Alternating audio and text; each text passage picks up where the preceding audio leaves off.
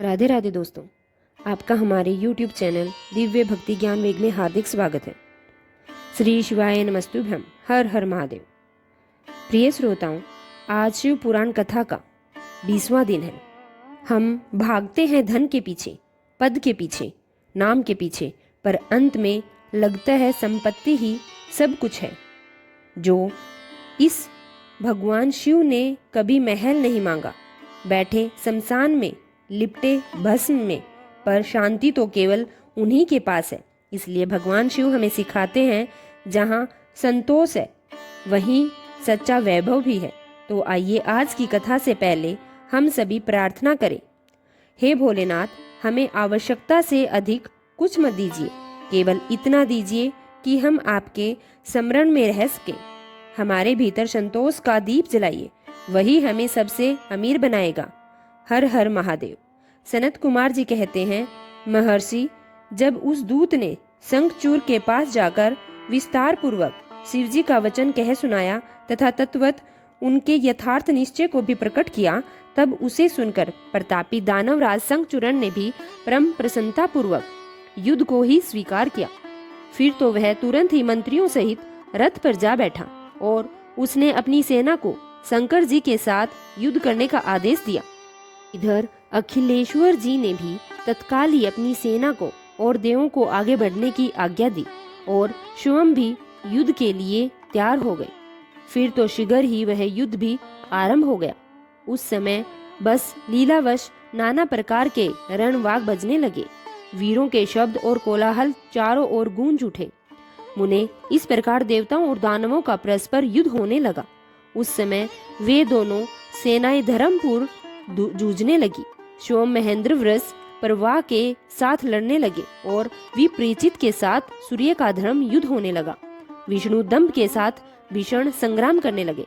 कालासुर से काल, गोकर्ण से अग्नि, काल के से विश्वकर्मा, भयंकर से मृत्यु, संहार से यम, कालंबिक से वरुण, चंचल से वायु, घट पृष्ठ से बुध और रक्ताक्ष से शनिचर, रत्नासार से जयंत, वर्च गणों से वशुगण, दोनों दीप्तमानों में अश्विनी कुमार, धूम्र से नलकुबर, धुरंधर से धर्म, गणकाक्ष से मंगल, शोभाकर से वैश्वानर, पीपट से मनमथ, गोकामुख से चूरण खंडक, धूम्र, संगल प्रतापी, विषव और पलाश नामक सभी आपस में युद्ध के लिए तैयार हो गए, जिनका 12 आदित्यों धर्म पूर्वक युद्ध करने लगे।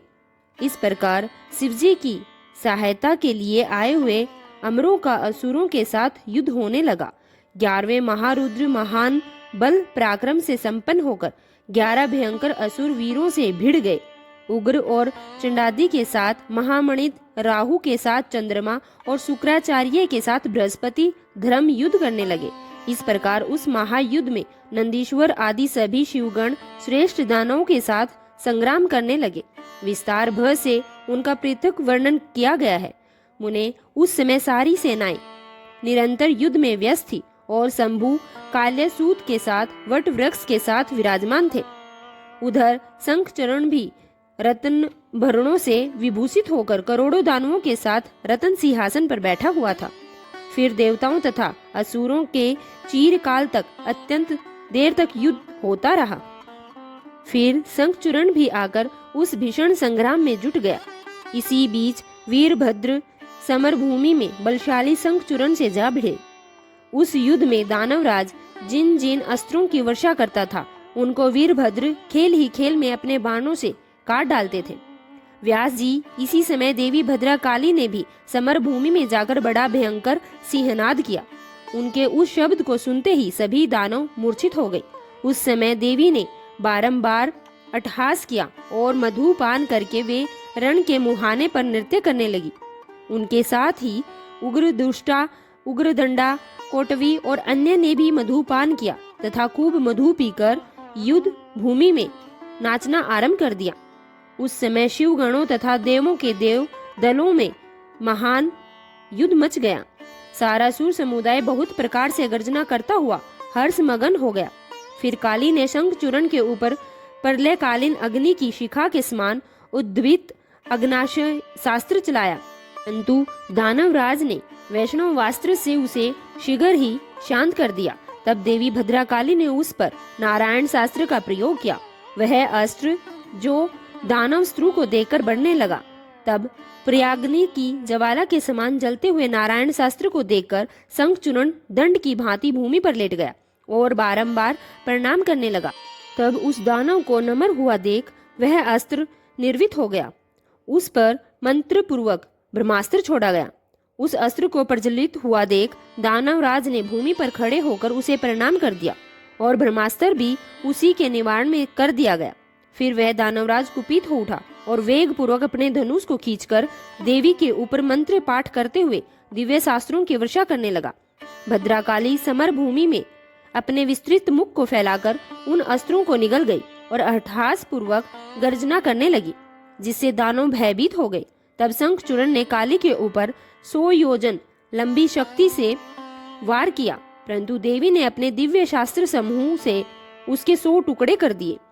इस प्रकार उन दोनों में चिरकाल तक युद्ध होता रहा और सभी देवता तथा दानव दर्शक बनकर उसे देखते रहे। अंत में देवी ने महान कोपावेश से उस पर वेग पूर्वक मुष्टि प्रहार किया। उसकी चोट से वह दानव चक्कर काटने लगा और उसी क्षण मूर्छित हो गया। फिर क्षण भर में ही उसकी चेतना लौट आई और वह उठ खड़ा हुआ, परंतु उस प्रतापी ने मातृ बुद्धि होने के कारण देवी के साथ बाहु युद्ध नहीं किया। तब देवी ने उस दानव को पकड़कर उसे बारंबार घुमाया और बड़े क्रोध से वेग पूर्वक ऊपर की ओर उछाल दिया। प्रतापी शंखचूर्ण वेग से ऊपर की ओर उछला और पृथ्वी पर गिरकर पुनः उठ खड़ा हुआ। उस भयानक युद्ध में उसे बिल्कुल भी डर नहीं लग रहा था, बल्कि उसका मन प्रसन्न था। फिर वह भद्रकाली को प्रणाम करके बहुमूल्य रत्नों द्वारा निर्मित अपने परम मनोहर विमान पर जा बैठा। इधर कालिका भूख से विवल होकर दानवों का रक्तपान करने लगी। इसी समय वहां पर इस प्रकार आकाशवाणी हुई, ईश्वरी, अभी रणभूमि में सिंगना करने वाले 1.5 लाख दानवेंद्र और बचे हैं। यह बड़े उद्यत हैं, अतः तुम इन्हें अपना आहार बना लो। परंतु देवी, संग्राम में दानवराज बड़े शंखचूर्ण को मारने के लिए मन मत दौड़ाओ, क्योंकि यह तुम्हारे लिए अभय है, ऐसा निश्चय समझो। आकाशवाणी द्वारा कहे हुए वचनों को सुनकर देवी भद्रकाली ने बहुत से दानवों का मांस भक्षण करके उनका रक्तपान किया और फिर वे शिवजी के निकट चली गई। वहां उन्होंने पूर्वापर्व के कर्म में सारा युद्ध वृतांत कह सुनाया।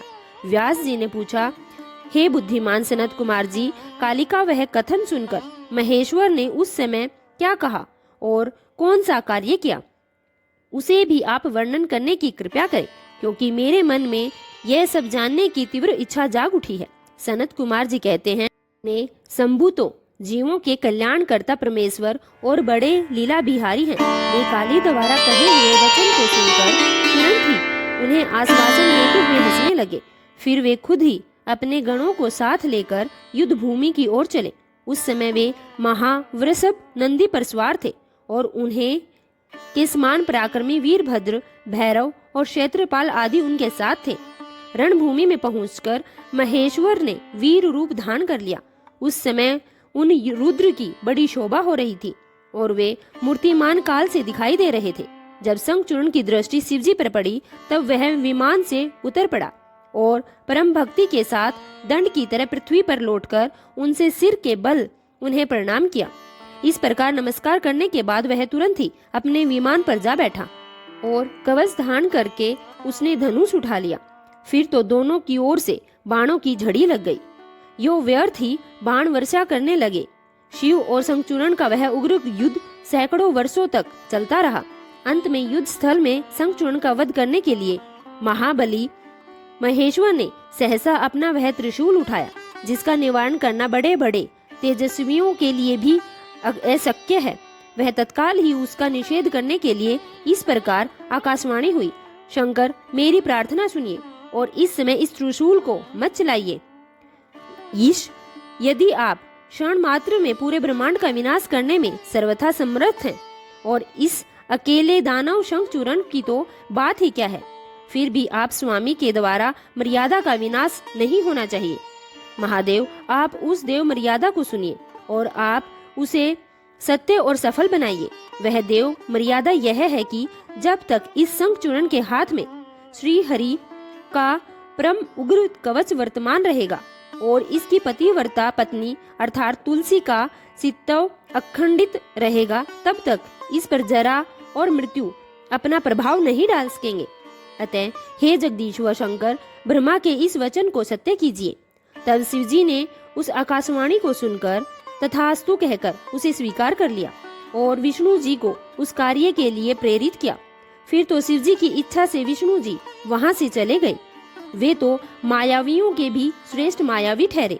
अतः उन्होंने एक वृद्ध ब्राह्मण का वेश धारण किया। शंखचूर्ण के निकट जाकर उससे इस प्रकार कहा, हे दानवेंद्र, इस समय मैं याचक होकर तुम्हारे पास आया हूँ। तुम मुझे भिक्षा दो। दीन वत्सल्य, अभी मैं अपने मनोरथ को प्रकट नहीं करूंगा। जब तुम देना स्वीकार कर लोगे तब पीछे मैं उसे बताऊंगा, तब तुम उसे पूर्ण कर देना। ब्राह्मण की बात सुनकर राजेंद्र शंखचूर्ण का मुख और नेत्र प्रसन्नता से खिल उठा। जब उसने ओम कहकर उसे स्वीकार कर लिया तब ब्राह्मण ने छल पूर्वक कहा, मैं तुम्हारा कवच चाहता हूँ। यह सुनकर ऐश्वर्यशाली दानवराज शंखचूर्ण ने, जो ब्राह्मण भक्त और सत्यवादी था, वह दिव्य कवच जो उसे प्राणों के समान था वह ब्राह्मण को दे दिया। इस प्रकार श्री हरि ने माया द्वारा उससे वह कवच लिया और फिर शंखचूर्ण का रूप धारण करके वे तुलसी के पास जा पहुंचे। वहां जाकर सबकी आत्मा और तुलसी के नित्य स्वामी श्री हरि ने शंखचूर्ण रूप से उसके शील का हरण कर लिया। उसी समय श्री विष्णु भगवान ने शंभु से अपनी सारी बात कह सुनाई।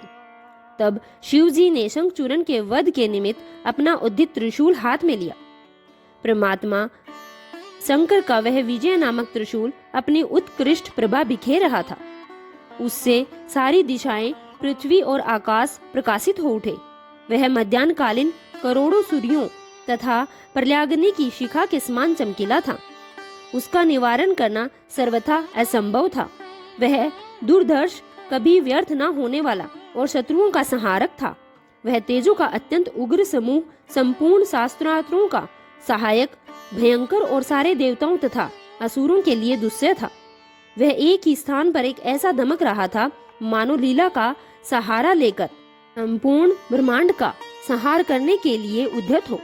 उसकी लंबाई 1000 धनुष और चौड़ाई 100 हाथ की थी। उस जीव ब्रह्मा स्वरूप शूल का किसी के द्वारा निर्माण नहीं हुआ था। वह रूप नित्य था। उसका आकाश में चक्कर काटता हुआ वह त्रिशूल शिवजी की आज्ञा से शंखचूर्ण के ऊपर गिरा और उसने उसी क्षण उसे राख की ढेरी बना दिया। हे विप्रवर, महेश्वर का वह शूल मन के समान वेगशाली था। वह मन की गति से चलने वाला था। वह शीघ्र ही अपना कार्य पूर्ण करके शंकर जी के पास आ पहुंचा और फिर आकाश मार्ग से चला गया। उस समय स्वर्ग में धुन बुंदियां बजने लगी। गंधर्व और किन्नर गान गाने लगे। देवों तथा मुनियों ने स्तुति गान करना आरंभ कर दिया और अप्सराएं नृत्य करने लगी। शिवजी के ऊपर लगातार पुष्पों की वर्षा होने लगी और ब्रह्मा, विष्णु, इंद्र आदि देवता तथा मुनिगण उनकी प्रशंसा करने लगे। दानवराज शंखचूर्ण भी शिवजी की कृपा से शाप मुक्त हो गया और उसे उसके पूर्व अर्थात श्री कृष्ण पार्षद रूप की प्राप्ति हो गई। शंखचूर्ण की हड्डियों से शंख जाति का प्रादुर्भाव हुआ, जिस शंख का जल शंकर के अलावा देवताओं के लिए प्रशस्त माना जाता है। यही कारण है कि कभी भी भगवान शिव का या शिवलिंग का अभिषेक शंख से नहीं किया जाता। महामुनि श्री हरि और लक्ष्मी जी को तथा उनके संबंधियों को शंख और शंख द्वारा अर्पित किया गया जल अत्यंत प्रिय है, किंतु शिवजी के लिए कभी नहीं। इस प्रकार शंखचूर्ण को मारकर शंकर, उमा, स्कंद और गणों के साथ प्रसन्नता पूर्वक नंदीश्वर पर सवार होकर शिवलोक को चले गए। भगवान विष्णु ने बैकुंठ के लिए प्रस्थान किया और देवगण परमानंद मगन होकर अपने अपने लोक को चले गए। उस समय जगत में चारों ओर परम शांति छा गई। आकाश निर्मल हो गया और सारी पृथ्वी पर उत्तम उत्तम मंगलकारी होने लगा। मुने, इस प्रकार मैंने तुमसे महेश जी के चरित्र का वर्णन किया है। वह परम आनंददायक, सर्व दुखहारी, लक्ष्मी व्रत और सभी कामनाओं को पूर्ण करने वाला है। व्यास जी के पूछने पर सनत कुमार जी ने कहा, हे महर्षि, रणभूमि में आकाशवाणी को सुनकर जब देवेश्वर शंभु ने श्री हरि को प्रेरित किया, तब वे तुरंत ही अपनी माया से ब्राह्मण का वेश धारण करके शंखचूरण के पास जा पहुँचे और उन्होंने उससे परमोत्कृष्ट कवच मांग लिया। फिर शंखचूरण का रूप बनाकर वे तुलसी के घर की ओर चले। वहां पहुंचकर उन्होंने तुलसी के महल के द्वार पर नगाड़ा बजाया और जय जयकार से सुंदरी तुलसी को अपने आगमन की सूचना दी। उसे सुनकर सती साध्वी तुलसी ने बड़े आदर के साथ झरोखों के रास्ते राजमार्ग की ओर झांका। अपने पति को आया हुआ जानकर वह परमानंद में निमग्न हो गई। उसने तत्काल ही ब्राह्मणों को धन दान करके उनसे मंगलाचार कराया और फिर अपना श्रृंगार किया। इधर देवताओं का कार्य सिद्ध करने के लिए माया से शंखचूरण का स्वरूप धारण करने वाले भगवान विष्णु रथ से उतरकर देवी तुलसी के भवन में गई। तुलसी ने पति रूप में आए हुए भगवान का पूजन किया, बहुत सी बातें की, फिर उनके साथ रमण किया। तब साध्वी ने सुख, सामर्थ्य और आकर्षण में व्यक्ति कर्म देखकर सब पर विचार किया और संदेह उत्पन्न करने पर वह तू कौन है ऐसा डांटती हुई कहने लगी, दुष्ट, मुझे शीघ्र बतला कि माया द्वारा मेरा उपभोग करने वाला तू कौन है। तूने मेरा सित्तव नष्ट कर दिया, अतः मैं तुझे अभिशाप देती हूँ। सनत कुमार जी कहते हैं, ब्राह्मण तुलसी का वचन सुनकर श्री हरि ने लीला पूर्वक अपनी परम मनोहर मूर्ति धारण कर ली। तब उस रूप को देखकर तुलसी ने लक्षणों से पहचान लिया कि यह तो साक्षात विष्णु है, परंतु यह देखकर पतिव्रत नष्ट हो चुका है, इसलिए वह कुपित होकर विष्णु जी से कहने लगी, हे विष्णु, तुम्हारा मन पत्थर के सदृश कठोर है, तुम में दया का लेस मात्र भी नहीं है। मेरे पति धर्म के भंग हो जाने से निश्चय ही मेरे स्वामी भी मारे गए होंगे, क्योंकि तुम पाषाण सुदृश कठोर दया रहित और दुष्ट हैं, इसलिए तुम मेरे श्राप से अपने स्वरूप ही हो जाओ। सनत कुमार जी कहते हैं, मुने ऐसा कहकर शंखचूरण की वह सती साध्वी पत्नी तुलसी फूट फूट कर रोने लगी और शोकाकुल होकर बहुत तरह से विलाप करने लगी। इतने में ही वहाँ भक्त वत्सल्य भगवान शंकर प्रकट हुए और उन्होंने तुलसी को समझाकर कहा, देवी, अब तुम दुख को दूर करने वाली मेरी बात सुनो और श्री हरि भी स्वस्थ मन से उसे श्रवण करे, क्योंकि तुम दोनों के लिए जो सुख कारक होगा वही मैं कहूँगा। भद्रे, तुमने जिस मनोरथ को लेकर तप किया था, यह उसी तपस्या का फल है। भला वह अन्यथा कैसे हो सकता है, इसलिए तुम्हें उसके अनुरूप ही फल प्राप्त हुआ है। अब तुम इस शरीर को त्याग कर दिव्य देह धारण कर लो और लक्ष्मी के समान नित्य श्री हरि के साथ बैकुंठ में विहार करती रहो। तुम्हारे यह शरीर जिसे तुम छोड़ दोगी नदी के रूप में परिवर्तित हो जाएगा। वह नदी भारतवर्ष में पुण्य रूपा गंडकी के नाम से प्रसिद्ध होगी। महादेवी, कुछ काल के बाद मेरे वर के प्रभाव से देव पूजन सामग्री में तुलसी का प्रधान स्थान हो जाएगा। सुंदरी, तुम स्वर्ग लोक में, मृत्यु लोक में और पाताल में सदा श्री हरि के निकट ही निवास करोगी और पुष्पों में श्रेष्ठ तुलसी का वृक्ष हो जाओगी। तुम बैकुंठ में दिव्य रूप धारणी वृक्षों की अधिशास्त्री देवियों में एकांत श्री हरि के साथ क्रीड़ा करोगी। उधर भारतवर्ष में जो नदियों की अधिशास्त्री है देवी होगी, वह परम पुण्य प्रदान करने वाली होगी और श्री हरि के अंशभूत लवणे सागर की पत्नी बनोगी, तथा श्री हरि भी तुम्हारे श्रापवश पत्र का रूप धारण करके भारत में गंडकी नदी के जल के निकट निवास करेंगे। वहाँ तीखी दाढ़ों और करोड़ों भयंकर कीड़े उस पत्थर को काट काट कर उसके मध्य में चक्र का आकार बनाएंगे। उसके भेद से वह अत्यंत पुण्य प्रदान करने वाली सालाग्राम शिला कहलाएगी और चक्र के भेद से उसका लक्ष्मी नारायण आदि भी नाम होगा। विष्णु जी सालिग्राम शिला और वृक्ष रूपणी तुलसी का समागम सदा अनुकूल और बहुत प्रकार से पुण्यों की वृद्धि करने वाला होगा। भद्रे, जो सालिग्राम शिला के ऊपर से तुलसी पत्र को दूर करेगा उसे जन्मांतर में कभी भी स्त्री वियोग की प्राप्ति होगी। जो शंख को दूर करके तुलसी पत्र को हटाएगा वह भी पत्नीहीन होकर 7 जन्मों तक रोगी बना रहेगा। जो महाज्ञानी पुरुष शालिग्राम शिला, तुलसी और शंख को एकत्रित रख के उनकी रक्षा करता है वह श्री हरि का प्यारा होता है। सनत कुमार जी कहते हैं, व्यास जी के इस प्रकार कहकर श्री शंकर जी ने उस समय शालिग्राम शिला और तुलसी के परम पुण्यदायक महात्म्य का वर्णन किया। फिर वे श्री हरि की ओर तुलसी को आनंदित करके अंतर्ध्यान हो गए। इस प्रकार सदा सत्पुरुषों का कल्याण करने वाले शंभु अपने स्थान को चले गए। इधर शंभु का कथन सुनकर तुलसी को बड़ी प्रसन्नता हुई। उसने अपने उस शरीर का परित्याग करके दिव्य रूप धारण कर लिया। तब कमलापति विष्णु उसे साथ लेकर बैकुंठ को चले गए। उसके छोड़े हुए शरीर से गंड की नदी बहती हुई मानी गई और भगवान अच्युत भी उसके तट पर मनुष्य को पुण्य दान प्रदान करने वाली शिला के रूप में परिणित हो गए। मुने उसमें कीड़े अनेक प्रकार के छिद्र बनाते रहते हैं। उसमें जो शिलाएं गंडकी के जल में गिरती है वे परम पुण्यदायक होती है और जो सथल पर ही रह जाती है उन्हें पिंगला कहा जाता है। वे प्राणियों के लिए संताप कारक होती है। व्यास जी, इस प्रकार तुम्हारे प्रश्न के अनुसार मैंने शंभु का सारा चरित्र जो पुण्य प्रदान तथा मनुष्य की सारी कामनाओं को पूर्ण करने वाला है तुम्हें सुना दिया है। यह पुण्य आख्यान जो विष्णु जी के महात्म्य से संयुक्त तथा भोग और मोक्ष का प्रदाता है तुमसे वर्णन कर दिया है। अब और क्या सुनना चाहते हो?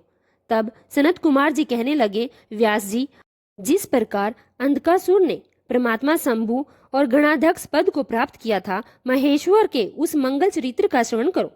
मुनेश्वर, अंधकासुर ने पहले शिवजी के साथ बड़ा घोर संग्राम किया था, परंतु पीछे बारंबार सात्विक भाव के उद्लेख से उसने शंभु को प्रसन्न कर लिया, क्योंकि नाना प्रकार के सात्विक भाव और लीलाएं करने वाले शंभु शरणागत रक्षक तथा परम भक्त वत्सल्य हैं।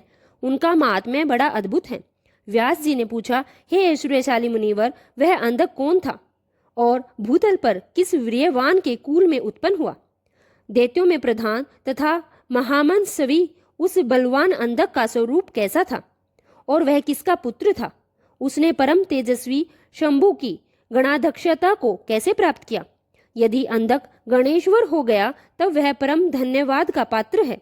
सनत कुमार जी कहने लगे, मुने, पूर्व काल की बात है। एक समय भक्तों पर कृपा करने वाले तथा देवताओं के चक्रवर्ती सम्राट भगवान शंकर को विहार करने की इच्छा हुई। तब वे पार्वती और गणों के साथ अपने निवास भूत कैलाश पर्वत से चलकर काशीपुर में आ गए। वहां उन्होंने उस पुरी को अपनी राजधानी बनाया और भैरव नामक वीर को उसका रक्षक नियुक्त कर दिया। फिर पार्वती जी के साथ रहते हुए वे भक्त जनों को सुख देने वाली अनेक प्रकार की लीलाएं करने लगे। एक समय वे उसके वरदान के प्रभाववश अनेकों वीरागणे गणेश्वरों और शिवा के साथ मंदराचल पर चले गए। वहां भी तरह तरह की क्रीड़ाएं करने लगे। एक दिन जब प्रचंड पराक्रमी कपर्दी शिव मंदराचल पर्वत की पूर्व दिशा में बैठे थे, उसी समय गिरिजा ने नरम क्रीड़ावश उनके नेत्र बंद कर दिए। इस प्रकार जब पार्वती ने मूंगे स्वर्ण और कमल की प्रभा वाले अपने कर कमलों से हर के नेत्र बंद कर दिए, तब उनके नेत्रों के मुंद जाने के कारण वहां क्षण भर में ही घोर अंधकार फैल गया। पार्वती जी के हाथों का महेश्वर के शरीर से स्पर्श होने के कारण वहां बहुत ही सुंदर ललाट में स्थित अग्नि से संतप्त होकर मदन प्रकट हो गया और जल की बहुत सी बूंदें टपक पड़ी। तदंतर उन बूंदों से एक गर्भ का रूप धारण कर लिया। उससे एक जीव प्रकट हुआ जिसका मुख विकराल था। वह अत्यंत भयंकर क्रोधी कृतधन अंधा कुरूप जटाधारी काले रंग का मनुष्य से भिन्न बेडोल और सुंदर बालों वाला था। उसके कंठ से घोर घर घर शब्द निकल रहा था। वह कभी गाता, कभी हंसता और कभी रोने लगता, कभी जबड़ों को चाटते हुए नाच रहा था। उस अद्भुत दृश्य वाले जीव के प्रकट होने पर शिवजी मुस्कुराए। पार्वती जी से बोले, प्रिय, मेरे नेत्रों को मूंदकर तुमने ही तो यह क्रम किया है, फिर तुम मुझसे भय क्यों कर रही हो? शंकर जी के उस वचन को सुनकर गौरी हंस पड़ी और फिर उनके नेत्रों पर ही उन्होंने अपना हाथ हटा लिया। फिर तो वहां देखते ही देखते प्रकाश छा गया, परंतु उस प्राणी रूप वैसा ही भयंकर बना रहा। अंधकार से उत्पन्न होने के कारण उनके नेत्र नहीं थे। तब वैसा प्राणी को प्रकट हुआ देखकर गौरी ने महेश्वर से पूछा, भगवान मुझे सच सच बताइए कि हम लोगों के सामने प्रकट हुआ यह बेडोल प्राणी कौन है? यह तो अत्यंत भयंकर है। किस कारण को लेकर किसने इसकी सृष्टि की है और यह किसका पुत्र है? सनत कुमार जी, ऐसा कहते हैं कि महर्षि जब लीला रचने वाली तथा तीनों लोकों की जननी गौरी ने सृष्टिकर्ता से उस अंधी सृष्टि के विषय में इस प्रकार प्रश्न किया, तब लीला बिहारी भगवान शंकर अपनी प्रिया के उस वचन को सुनकर कुछ मुस्कुराए और इस प्रकार बोले। महेश्वर ने कहा, अद्भुत चरित्र रचने वाली हे अंबिके, सुनो। जब तुमने मेरे नेत्र मूंद लिए थे उसी समय यह अद्भुत और प्रचंड पराक्रमी प्राणी मेरे पसीने से प्रकट, इसका नाम अंधक है। तुम ही इसको उत्पन्न करने वाली हो। अतः सखियों सहित तुम्हें करुणा और गणों से यह योग्य रक्षा करने के लिए आया है। इस आर्य प्राय बुद्धि को तुम सब कार्य करने के लिए आश्वासित करो। सनत कुमार जी कहते हैं, हे मुने, ऐसे वचन सुनकर गौरी का हृदय करुणास्थ हो गया और वे अपनी सखियों सहित अंधक की अपने पुत्र की तरह नाना प्रकार के उपायों द्वारा रक्षा करने लगी। फिर शीत ऋतु आने पर दैत्य हिरणाक्ष पुत्र की कामना से उसी वन में आया, क्योंकि उसकी पत्नी ने उसके ज्येष्ठ बंधु की संतान परंपरा को देखकर उसे संतानार्थ तपस्या के लिए प्रेरित किया था। वहां वह कश्यप नंदन हिरणाक्ष वन का आश्रय लेकर पुत्र प्राप्ति के लिए घोर तप करने लगा। उसके मन में महेश्वर के दर्शन की इच्छा थी, अतः वह क्रोध आदि दोषों को अपने वश में करके ठूठ की बाती निश्चल होकर समाधि में लीन हो गया। जितेंद्र, तब जिसकी ध्वजा में वृष का चिन्ह वर्तमान है और जो पिनाक धारण करने पर महेश उसकी तपस्या से पूर्णतया प्रसन्न होकर उसे वर प्रदान करने के लिए वहां चले आए और उस स्थान पर पहुंचकर दैत्य प्रवर हिरणाक्ष से बोले। महेश ने कहा, हे दैत्यनाथ, अब तू अपने इंद्रियों का विनाश मत कर। किस लिए तूने इस व्रत का आश्रय लिया है? तू अपना मनोरथ तो प्रकट कर। मैं वरदाता शंकर हूँ, अतः तेरी जो भी इच्छा होगी वह सब मैं तुझे प्रदान करूंगा। सनत कुमार जी कहते हैं, महर्षि महेश्वर के उस सरस वचन को सुनकर दैत्यराज हिरणाक्ष परम प्रसन्न हुआ। उसने गिरीश के चरणों में नमस्कार किया और अनेक प्रकार से उनकी स्तुति की। फिर वह अंजलि बांधकर सिर झुकाकर इस प्रकार कहने लगा, हे चंद्रभान, मेरे उत्तम पराक्रम संपन्न तथा दैत्य कुल के अनुरूप कोई पुत्र नहीं है, इसलिए मैंने इस व्रत का अनुष्ठान किया है। देवेश, मुझे परम बलिशाली पुत्र प्रदान कीजिए। सनत कुमार जी कहते हैं, मुनि दैत्यराज के उस वचन को सुनकर कृपालु शंकर प्रसन्न हो गए और उससे बोले, दैत्यादि, तेरे भाग्य में तेरे वीर्य से उत्पन्न होने वाला पुत्र तो लिखा ही नहीं है, किंतु मैं तुझे एक पुत्र प्रदान करता हूँ, एक ऐसा पुत्र जिसका नाम अंधक है। वह तेरे ही समान पराक्रमी और अजय है। तू संपूर्ण दुखों को त्याग कर उसी को पुत्र रूप में वर्ण कर ले और इस प्रकार पुत्र की प्राप्ति कर ले। सनत कुमार जी कहते हैं, महर्षि उससे यूं कहकर गौरी के साथ विराजमान उन महात्मा भूतनाथ त्रिपुरारी शंकर से प्रसन्न होकर हिरणाक्ष को वह पुत्र दे दिया। इस प्रकार शिवजी से पुत्र प्राप्त करके वह महामनशवी दैत्य परम प्रसन्न हुआ। फिर उसने अनेक स्त्रोतों द्वारा रुद्र की पूजा करके प्रदक्षिणा की और फिर वह अपने राज्य को चला गया। गिरीश से पुत्र प्राप्त कर लेने के बाद वह प्रचंड पराक्रमी दैत्य संपूर्ण देवताओं को जीतकर इस पृथ्वी को अपने देश रसताल में उठा लाया। तब देवताओं, मुनियों और सिद्धियों ने अत्यंत पराक्रमी विष्णु की आराधना की। फिर तो भगवान विष्णु सर्वात्मक यज्ञ में विकराल वराहत शरीर धारण करके थुथुन से अनेक प्रकार से पृथ्वी को विदृढ़ करके पाताल लोक में से जा घुसे। वहां उन्होंने कभी ना टूटने वाली अपनी दाढ़ी से तथा थुथुन से सैकड़ों दैत्यों का कुचूमर निकालकर उन्हें सुदृढ़ कठोर प्राद प्रहारों से निशाचरों की सेना को मथ डाला। फिर अद्भुत और प्रचंड तेजस्वी श्री विष्णु ने करोड़ों सूर्यों के समान प्रकाशमान सुदर्शन चक्र से हिरणाक्ष से के प्रज्वलित सिर को काट दिया और दुष्ट दैत्य को जलाकर भस्म कर दिया। यह देखकर देवराज इंद्र को बड़ी प्रसन्नता हुई। उन्होंने उस असुर राज्य पर अंधक को अभिषेक कर दिया।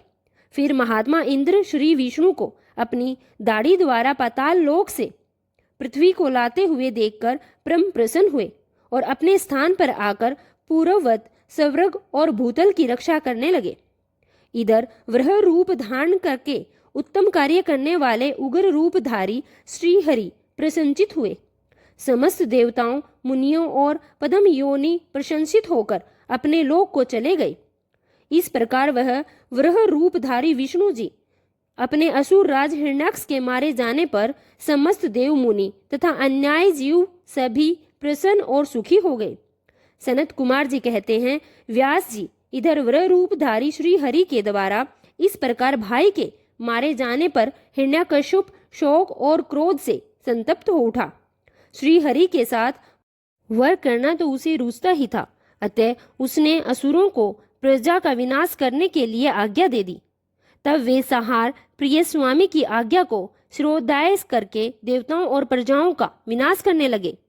इस प्रकार जब उन दुष्ट चित्त वाले असुरों द्वारा सारा देवलोक तहस नहस कर दिया गया, तब देवता स्वर्ग को छोड़कर गुप्त रूप से भूतल पर विचरने लगे। उधर भाई की मृत्यु से दुखी हुए हिरण्याकश्यप ने भाई को श्रद्धांजलि देकर उसकी स्त्री आदि को ढांढस बंधाया। उस दैत्यराज ने अपने लिए विचार किया कि मैं अजय, अजर और अमर हो जाऊं, इस क्षेत्र साम्राज्य में रहे और मेरा कोई भी प्रतिद्वंदी शेष न रहे। ऐसा मन बनाकर वह मंत्राचल पर चला गया और वहां एक गुफा में अत्यंत घोर तपस्या करने लगा। उस समय वह पैर के अंगूठे के बल पर खड़ा हुआ था। उसकी भुजाएं ऊपर की ओर उठी हुई थी और उसकी दृष्टि आकाश की ओर लगी हुई थी। उसकी तपस्या से संतप्त होकर देवताओं का मुख विकृत हो उठा। वे स्वर्ग को छोड़कर ब्रह्मलोक को जा पहुंचे और उन्होंने ब्रह्मा जी से अपना सारा दुखड़ा कह सुनाया। व्यास जी उन देवताओं के इस प्रकार कहने पर ब्रह्मा जी स्वयंभू, भृगु, दक्ष आदि के साथ उस देवेश्वर के आश्रम पर गए। तब जिसने अपने तप से संपूर्ण लोकों को संतप्त कर रखा था, उस हिरण्याकश्यप ने वर देने के लिए आए हुए पद्म योनि ब्रह्मा जी को अपने सामने उपस्थित देखा। उधर पितामह ने भी वर मांगा। तब जिसकी बुद्धि मोहित नहीं हुई थी, उस असुर ने विधाता की उस मधुर वाणी को सुनकर इस प्रकार कहा, हे ऐश्वर्यशाली पितामह, मैं चाहता हूं कि स्वर्ग में, भूतल पर, दिन में, रात में, ऊपर या नीचे कहीं भी अस्त्र या शस्त्र, शुशक, वृक्ष, पर्वत, जल, अग्नि के रूप में स्त्रु के प्रहार से, देवता, दैत्य, मुनि से, किम बहुना आप द्वारा रचे हुए जीवों के हाथ से मुझे कभी भी मृत्यु का कोई भय ना हो। सनत कुमार जी कहते हैं, हे मुने, हिरण्याकश्यप के ऐसे वचन सुनकर पद्म योनि ब्रह्मा के मन में दया का भाव जागृत हो उठा। उन्होंने भी मन ही मन श्री हरि को प्रणाम करके दैत्य से कहा कि हे दैत्येंद्र, मैं तुझ पर प्रसन्न हूँ, अतः तुझे सारी वस्तुएं प्राप्त हो जाएंगी। तूने 96,000 वर्षों तक जो कठिन तप किया है, अब उसका समय आ चुका है। अब तपस्या को छोड़कर उठ और दानवों के राज्य का उपभोग कर। ब्रह्मा जी की वाणी सुनकर हिरण्याकश्यप का मुख प्रसन्नता से खिल उठा। इस प्रकार जब पितामह ने उस दानव राज्य पर अभिषिक्त कर दिया, तो वह उन्मत्त हो उठा और त्रिलोकी को नष्ट करने का विचार करने लगा। फिर तो उसने संपूर्ण धर्मों का उच्छेद करके संग्राम में सभी देवताओं को भी जीत लिया। तब देवतागण भागकर विष्णु जी के पास पहुंचे। वहां श्री हरि ने देवताओं और मुनियों की दुखी भरी गाथा सुनी और उन्हें आश्वासन दिया कि वे शीघ्र ही उस दैत्य का वध करने के लिए वचन भी दे चुके हैं। तब देवतागण अपने स्थान पर लौट गए। फिर श्री हरि ने ऐसा रूप धारण किया जो आधा सिंह और आधा मनुष्य था। वह अत्यंत भयंकर और विकराल दिखाई दे रहा था। उसका मुख खूब फैला हुआ था, नासिका फैली हुई थी और सुंदर थी, और नख भी तीखे थे। गर्दन पर जटाएं लहरा रही थी, दाढ़े की आयुध थी, उससे करोड़ों सूर्यों के समान प्रभा छिटक रही थी, और उसका प्रभाव भी प्रलयकालीन अग्नि के समान था। उन अतुल प्रभावशाली नरसिंह को देखकर सभी दैत्य एक साथ उन पर टूट पड़े। तब उन अद्भुत पराक्रमी नरसिंह ने महाबली दैत्य के साथ युद्ध करके उन पर बहुतों को मार डाला और बहुतों को पकड़कर तोड़ दिया। फिर वे उस नगर में घूमने लगे। तब उन श्रव में सिंह को देखकर दैत्यराज के पुत्र प्रहलाद ने राजा से कहा, यह मृगेंद्र जो जगन्मन्य दिखाई दे रहा है, यह कहाँ और किस लिए आया है? प्रहलाद ने फिर से कहा, पिताजी, मुझे तो ऐसा लग रहा है कि यह भगवान अनंत है और नरसिंह का रूप धारण करके आपके नगर में प्रविष्ट हुए हैं, क्योंकि मुझे इस समय इनकी मूर्ति बहुत बड़ी विकराल दिख रही है। अतः आप युद्ध से हटकर इनकी शरण में जाइए। इनसे बढ़कर त्रिलोकी में दूसरा कोई योद्धा नहीं है, इसलिए आप इन मृगनेंद्र के सामने शीश झुकाकर अपने राज्य का उपभोग कीजिए। अपने पुत्र की बात सुनकर उस दुरात्मा ने उससे कहा, बेटा, क्या तू भयभीत हो गया? अपने पुत्र से ऐसा कहकर दैत्यों के अधिपति राजा हिरण्यकश्यप ने महाबली दैत्यों को आज्ञा देते हुए कहा, वीरो, तुम लोग इस बेडोल, भ्रिकुटी और नेत्र वाले सिंह को पकड़ लो। तब स्वामी की आज्ञा होने मृगेंद्र को पकड़ने की इच्छा से वे सभी बड़े बड़े दैत्य रणभूमि में घुसे, परंतु जैसे रूप की अभिलाषा से अग्नि में प्रवेश करने वाले पतंगे जल भुन जाते हैं, ठीक उसी तरह वे सब के सब क्षण भर में ही जलकर भस्म हो गए। दैत्यों के भस्म हो जाने पर भी वह दैत्यराज संपूर्ण शस्त्र, अस्त्र, शक्ति, सृष्टि, पास, अंकुश और पावक आदि से उन मृगेंद्र के साथ लोहा लेने लगा। इस प्रकार बहुत काल तक युद्ध हुआ और फिर अंत में उन नरसिंह ने वज्र के समान कठोर अपनी अनेक भुजाओं से उस दैत्य को पकड़ लिया और अपनी जंघाओं पर लिटाकर दानवों के मर्म को वितीर्ण करने वाले नखांकुरों से उन्हें चीर दिया और अपने नाखूनों से उसकी छाती चीर डाली। खून से लथपथ हुए उसके हृदय में बार बार निकाल दिया। फिर तो उसी क्षण उसके प्राण पखेरु उठ गए। तब भगवान नरसिंह ने बारंबार के आघात से जिसके सारे अंग चूर चूर हो गए थे, उस काष्ठभूत दैत्य को छोड़ दिया। उस समय उस देवस्त्रु के मारे जाने पर उन्हें बड़ी प्रसन्नता हुई। उसी अवसर पर भक्त प्रहलाद ने आकर उनके चरणों में सिर झुकाया। तब अद्भुत पराक्रमी श्री हरि प्रहलाद को बुलाकर उन्हें दैत्य के राज पर अभिषिक्त कर दिया और स्वयं आरतीकृत होकर प्राप्त हो गए, अर्थात वहीं से अंतर्ध्यान हो गए।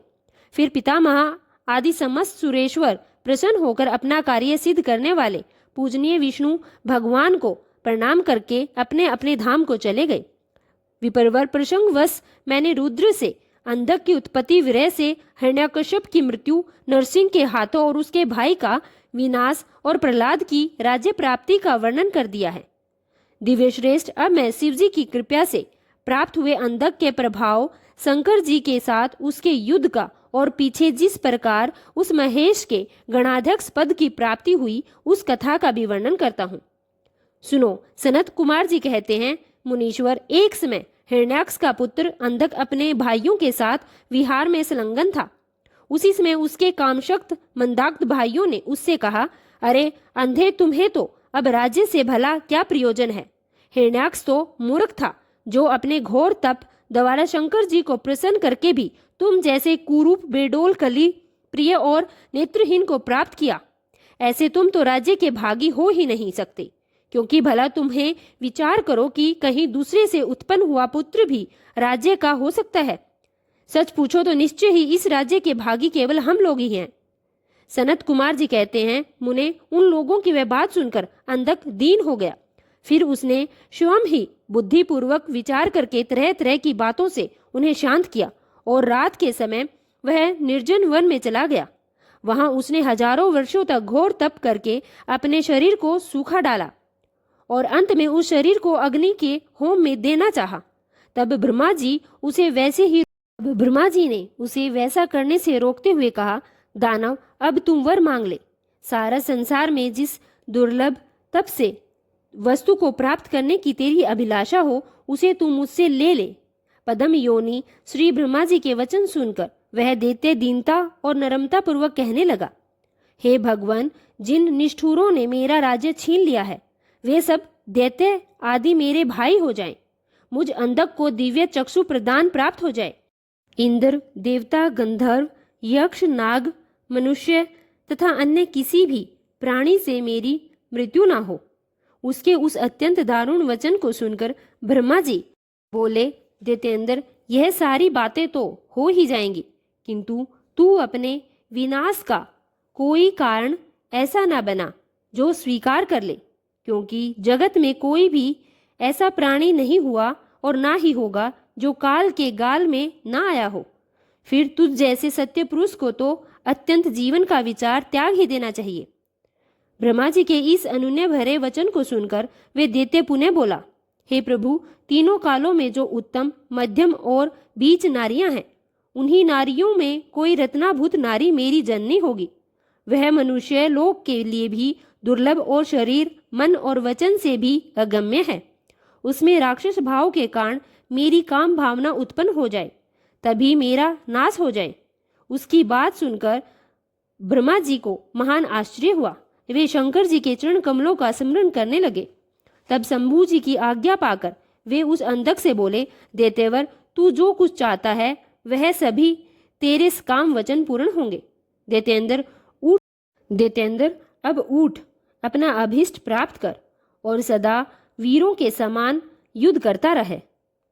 ब्रह्मा जी के वचन सुनकर अंधक फिर से कहने लगा, हे प्रभु, जब मेरे शरीर में नसें और हड्डियां मात्र ही शेष रह गई है, तब भला इस देह से स्त्रु सेना प्रवेश करके मैं कैसे युद्ध कर सकूंगा। अतः अब आप अपने पवित्र हाथों से मेरा स्पर्श करके इस शरीर को मांसल भी बना दीजिए। सनत कुमार जी कहते हैं, महर्षि अंधक की प्रार्थना सुनकर ब्रह्मा जी ने अपने हाथ से उसके शरीर पर स्पर्श किया और फिर वे मुनि गणों तथा सिद्ध समूहों से भली भांति पूजित होकर देवताओं के साथ अपने धाम को चले गए। ब्रह्मा जी के स्पर्श करते ही उस दैत्यराज का शरीर भरा पूरा हो गया, जिसमें उसमें बल का संचार हो आया और नेत्रों की प्राप्ति भी हो जाने से सुंदर दिखने लगा। अब वह बड़ी प्रसन्नता के साथ अपने नगर में उसने प्रवेश किया। उस समय प्रहलाद आदि श्रेष्ठ दानवों ने जब उसे वरदान प्राप्त करके आया हुआ जाना, तब वे सारा राज्य उसे समर्पित करके अपने वशीवर्ती भर्ती हो गए। तदंतर अंधक सेना और भृत्य वर्ग को साथ लेकर स्वर्ग को जीतने के लिए वह गया। वहां संग्राम में सभी देवताओं को पराजित करके उसने वज्रधारी इंद्र को अपना करत बना लिया। उसने यत्र तत्र बहुत से युद्ध लड़कर नागों, सुवर्णों, श्रेष्ठ राक्षसों, वृक्षों, सिंहों समेत जितने भी चौपाएं थी उन्हें भी जीत लिया। दैत्यराज अंधक सदा दुष्टों का ही संग करता था। उसकी बुद्धि मन से अंधी हो गई थी, जिससे उस मूढ़ को इसका कुछ भी ज्ञान नहीं रहा। वह परलोक में आत्मा को सुख देने वाला भी कोई कर्म नहीं करता था। वह धन और अभिभूत होकर वेद, देवता, ब्राह्मण और गुरु आदि किसी को भी नहीं मानता था। प्रारब्ध वर्ष उसकी आयु समाप्त हो चुकी थी। इसी से वह स्वेच्छाचार में प्रवृत्त हो उठा और अपनी आयु के शेष दिन गवाता हुआ रमण कर रहा था। उस दानव श्रेष्ठ ने, जिसका नाम दुर्योधन था, वेदस और हस्ती में उस समय तीनों लोकों से उस पर्वत किसी रमणीय स्थान पर एक परम रूपवती नारी को देखा। उसे देखकर वे शीघ्रगामी दैत्य हर्ष मगन होकर तुरंत ही महादैत्यपति वीरवर अंधक के पास पहुंचे और बड़े प्रेम से उस देखी हुई घटना का वर्णन करने लगे। मंत्रीगण कहने लगे कि उस गुफा के भीतर हमने एक मुनि को देखा है। ध्यानस्थ होने के कारण उसके नेत्र बंद हैं और वह बड़ा रूपवान है। उसके मस्तक पर अर्धचंद्र की कला अपनी छटा बिखेर रही है और कमर में गजेंद्र की खाल बंधी हुई है। बड़े बड़े नाग और उसके सारे शरीर पर लिपटे रहते हैं। खोपड़ियों की माला ही उस जटाधारी का आभूषण है। उसके हाथ में त्रिशूल है और एक विशाल धनुष, बाण और तूड़े हुए भी वह धारण किए हुए है। उसका अक्षसूत्र स्पष्ट दिखाई दे रहा है। उसकी 4 भुजाएं तथा लंबी लंबी जटाएं हैं। वह खड़ग, त्रिशूल, लकुट धारण किए हुए है। उसकी आकृति अत्यंत गौर है और उस पर भस्म का अनुलेप है। वह अपने उत्कृष्ट तेज से सुशोभित हो रहा है। इस प्रकार उस श्रेष्ठ तपस्वी का सारा वेश ही अद्भुत है। उससे थोड़ी ही दूर पर हृदय हमने एक और पुरुष को देखा है, जो विकराल वानर सा है। उसका मुख बड़ा भयंकर है। वह सभी आयुध धारण किए हुए है, परंतु उसका रुक्ष है। वह उस तपस्वी की रक्षा में तत्पर है। उसके पास ही एक बूढ़ा बैल बैठा हुआ है। उस बैठे हुए तपस्वी के पार्श्व भाग में हमने एक शुभ लक्षण संपन्न नारी को भी देखा है। वह भूतल पर रतन रूपा है। उसका रूप बड़ा ही मनोहर है। तरुणी होने के नाते वह मन को भी मोह लेती है। मूंगे, मोतीमणि, श्रवण रतन आदि से उत्तम वस्त्रों से वह सुसज्जित है। उसके गले में सुंदर मालाएं लटक रही है। कहते हैं कि जिसने उसे एक बार देख लिया, उसी का नेत्र धारण करना सफल है। इस लोक में अन्य वस्त्रों को देखने से भला कोई प्रयोजन नहीं। सनत कुमार जी कहते हैं, मुनि श्रेष्ठ, मंत्रियों के उन वचनों को सुनकर दैत्यराज अंधक उठ खड़ा हुआ। उसके सारे शरीर में कंपन छा गया। फिर तो उसने तुरंत ही दुर्योधन आदि उस मुनि के पास भेजे। मंत्रियों ने वहां जाकर मुनीश्वर को प्रणाम करके उनसे अंधकासुर का संदेश कहा और बदले में शिवजी का उत्तर सुनकर वे लौटकर अंधक के पास इस प्रकार बोले, राजन, आप तो संपूर्ण देवताओं के स्वामी हैं, फिर भी उस महान पराक्रमी वीरवर तपस्वी मुनि ने अपनी बुद्धि से त्रिलोकी को तृण के समान समझकर हंसते हुए आपके लिए ऐसी बात कही है कि उस निशाचर का शौर्य और धैर्य स्थिर है। वह दानव, कृपाण, सत्वहीन, क्रूर, कृतज्ञ और सदा ही पाप कर्म करने वाला है। क्या उसे सूर्य पुत्र यम का भय नहीं है? अगर तुझ में कुछ भी सामर्थ्य है तो युद्ध के लिए तैयार हो जा, और कुछ भी करतूत हो तो दिखा। ऐसे पास तुझ जैसे पापियों का विनाश करने वाला वज्र भयंकर शस्त्र है, और तेरा शरीर तो कमल के समान कोमल है। ऐसी दशा में विचार कर, तुझे जो कुछ भी रुचिकर लगता है वह कर।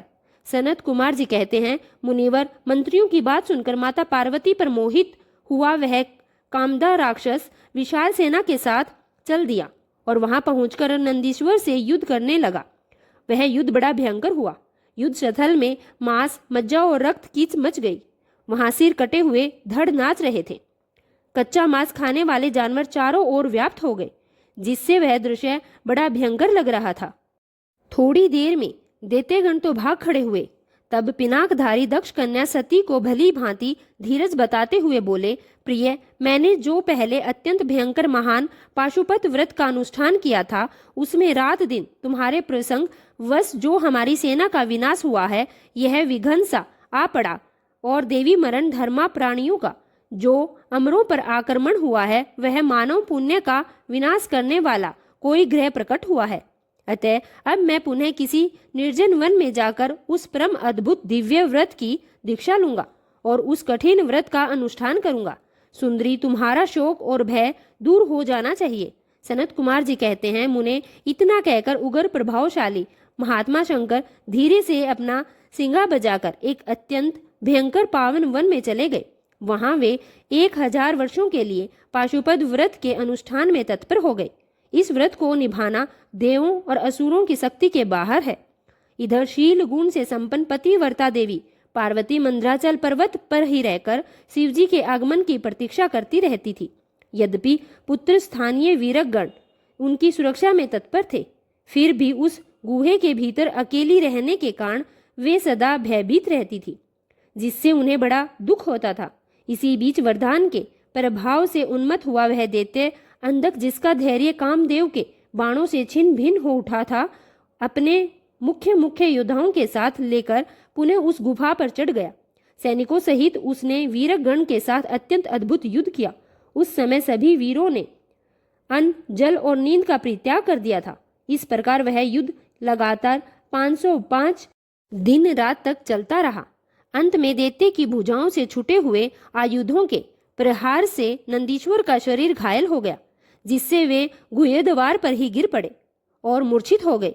उनके गिरने पर गुहा का सारा दरवाजा ही ढक गया, जिससे उसका खोला जाना असंभव था।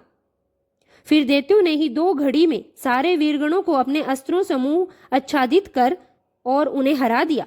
तब पार्वती जी ने भगवान विष्णु और ब्रह्मा जी का स्मरण किया। स्मरण करते ही ब्रह्मा, नारायणी, इंद्री, विष्णुवरी, याम्या, नैरती, वारुणी, वायवी, कुबेरी, यक्षेश्वरी, ब्राह्मणी और गारुणी आदि देवियों के रूप में समस्त देव यक्षस, सिद्ध, गुहक आदि शास्त्रों से सुसज्जित होकर अपने अपने वाहनों पर सवार होकर पार्वती जी के पास आ पहुंचे। राक्षसों के साथ भिड़ गए और कुछ देर बाद भगवान शिव भी वहां आ गए। तदंतर शुक्राचार्य जी को संजीवनी विद्या के द्वारा दैत्यों को जीवित करते हुए देख भूतनाथ शिव जी उनको ही निगल गए। इससे दैत्यों की शक्ति क्षीण हो गई। व्यास जी अंधक महान पराक्रमी वीर और त्रिपुर हंता शिवजी के समान ही बुद्धिमान था। सैकड़ों वरदान मिलने के कारण वह उन्माद के वशीभूत हो रहा था। फिर भी शिवजी पर विजय पाने के लिए उसने दूसरी माया रची। जब प्रलयकालीन अग्नि के समान शरीर धारण करने वाले भूतनाथ त्रिपुरारी शंकर ने अपने त्रिशूल से उसे बुरी तरह छेद डाला, तब भूतल पर गिरे उसके रक्त कणों से युद्ध के युद्ध अंधक प्रकट हो गए और उनसे सारी रणभूमि व्याप्त हो गई। और तब वह आक्रांत होकर भगवान विष्णु ने परमदगण शिव को बुलाकर योग बल से ऐसी स्त्री रूप का धारण किया जिसका मुख विकृत था और रूप अगर विकराल और कंकाल मात्र ही रह गया था। वह स्त्री रूप शंभु के कान से निकला था। जब उन देवियों ने रणभूमि में युगल चरणों से पृथ्वी को अलंकृत किया, तब सभी देवतागण उनकी स्तुति करने लगे। फिर भगवान ने उनकी बुद्धि को प्रेरित किया तो वे क्षुधार्त होकर अर्थात भूखे होकर रण के मुहाने पर उन सैनिकों के साथ तथा दैत्यराज के शरीर से निकले हुए वे अत्यंत गरम गरम रुधिर का पान करने लगी, जिससे वे राक्षसों का उत्पन्न होना बंद हो गया। फिर एकमात्र अंधक ही बचा। यद्यपि उसके शरीर का रक्त सूख गया था, फिर भी वह अपने कुलोचित सनातन छात्र धर्म का स्मरण करके भगवान शंकर से युद्ध करता ही रहा। तब परमथना शिव जी ने रणभूमि में उसका हृदय विदृढ़ करके उसे शांत कर दिया। फिर त्रिशूल घोंपकर उसे स्थानों के समान ऊपर उठा लिया। उसका जर्जर शरीर नीचे को लटक रहा था। सूर्य की किरणों ने उसे सुखा दिया। पवन के झोंकों से युक्त मेघों ने मूसलाधार जल बरसाकर उसे गीला कर दिया। हिमखंड के समान शीतल चंद्रमा की किरणों ने उसे विषण कर दिया। फिर भी उस दैत्य ने अपने प्राणों का परित्याग नहीं किया। उसने विशेष रूप से शिवजी का सत्वन किया। उस स्थिति में भी उसने भगवान शिव का ही विशेष रूप से सत्वन किया। तब करुणा के अगाध सागर शंभु प्रसन्न हो गए और उन्होंने उसे प्रेम पूर्वक गणाध्यक्ष का पद प्रदान कर दिया। फिर तो युद्ध के समाप्त होने पर लोकपालों ने नाना प्रकार के स्तोत्रों द्वारा विधिवत पूर्वक उन शिव की अर्चना की और हर्षित हुए ब्रह्मा विष्णु आदि देवों ने शीश झुकाकर उत्तमोत्तम स्तुतियों द्वारा उनका स्तवन किया। फिर जय जयकार करके वे आनंद मगन होने लगे। फिर शिवजी ने उन सभी को साथ लेकर आनंद पूर्वक गिरिराज की गुफा को लौट गए। वहां उन्होंने अपने ही अंशभूत पूजनीय देवताओं को नाना प्रकार की भेंट समर्पित की और उन्हें अपने अपने स्थान पर विदा किया और स्वयं प्रमोदित हुए गिरिराज कुमारी के साथ लीलाएं करने लगे। जय भोलेनाथ।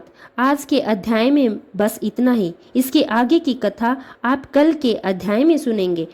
अब आइए हम सच्चे मन से भगवान शिव से क्षमा प्रार्थना करेंगे। हे भोलेनाथ, अगर इस कथा के श्रवण, वाचन या स्मरण के दौरान हमारे मन, वाणी या कर्म से किसी भी प्रकार की कोई त्रुटि हो गई हो, हम आपसे उसके लिए हाथ जोड़कर प्रार्थना करते हैं। कृपया हमें क्षमा करें। प्रभु, हमारी समझ सीमित है परंतु श्रद्धा असीम है। अगर किसी पवित्र प्रसंग को हमने अधूरा समझा, अधूरा सुना या फिर किसी दिव्यता को पूरी तरह व्यक्त नहीं किया तो केवल हमारी अल्प बुद्धि है। उसकी दोषिता हमारी नहीं बल्कि हमारी अवस्था की है। आप तो दयालु हैं, कृपया मैं हैं, भक्तों के हर अपराध को क्षमा कर देने वाले हैं। हे भोलेनाथ, हमारी इस भक्ति यात्रा को स्वीकार करें और हमारे दोषों को नष्ट करके हमें अपनी शरण में रखें। हे नीलकंठ, इस अध्याय को आपने ही आरंभ करवाया है और आप ही इसे पूर्ण करें। आपकी कृपा से हम हर दिन आपकी ओर निकट आते रहेंगे। यही हमारी आपसे बड़ी कामना है। हर हर महादेव।